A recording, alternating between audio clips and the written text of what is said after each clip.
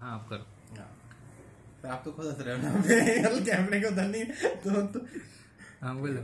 ऐसे नाम कौशल शर्मा। मेरे को L4 L5 S1 सिलेबस की प्रॉब्लम हो गई थी जब मैं दिल्ली में प्रिपरेशन कर रहा था यूपीएससी की लॉन्ग सिटिंग के कारण।